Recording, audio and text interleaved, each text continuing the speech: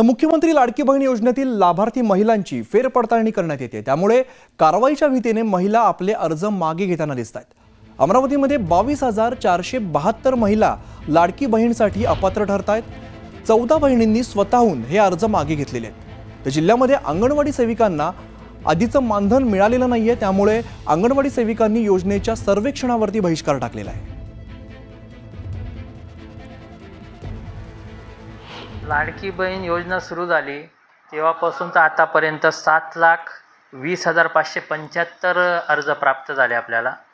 त्यापैकी 6,98,103 पात्र ठरले आणि अपात्रमध्ये 22,472 अर्ज अपात्र ठरलेले। जे काही निकष होते आपले, उत्पन्नाची अट होती त्याच्यामध्ये, किंवा कोणाकडे 4 व्हीलर असेल तर त्याच्यामुळे जे निकषात पात्र ठरले नाही ते अपात्र राहिले।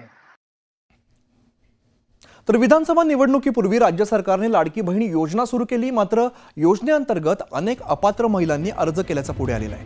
या महिलांविरोधात कारवाई करण्याचा निर्णय राज्य सरकारने घेतलाय।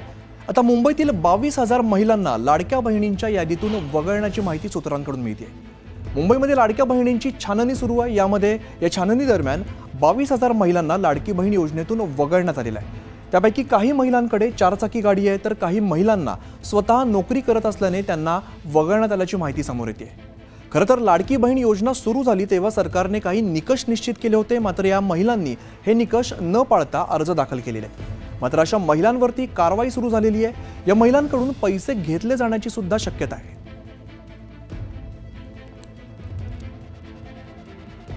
तर लाडकी बहीण योजना लाभार्थ्यांमध्ये 1 महिन्यामध्ये 5 लाखांची घट झाल्याची माहिती समोर आली आहे। छाननी प्रक्रियेदरम्यान लाभार्थ्यांमध्ये घट होते। डिसेंबरमध्ये 2,46,00,000 लाडकी बहीण लाभार्थी होते। या संख्येमध्ये जानेवारी महिन्यामध्ये घट झालेली आहे। जानेवारीमध्ये हा आकडा 2,41,00,000 वरती जाऊन पोहोचलेला आहे। या छाननीमध्ये अनेकांचे अर्ज हे बाद ठरत आहेत।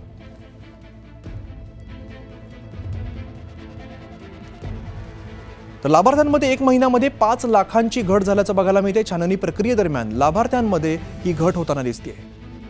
ज्यांनी खोटी माहिती भरली आहे, जे निकषात बसत नाहीये, त्यांना दणका बसणार आहे। डिसेंबरमध्ये 2,46 कोटी लाडक्या बहीण लाभार्थी होत्या, तर जानेवारीमध्ये 2,41 कोटी लाडकी बहीण लाभार्थी आहे।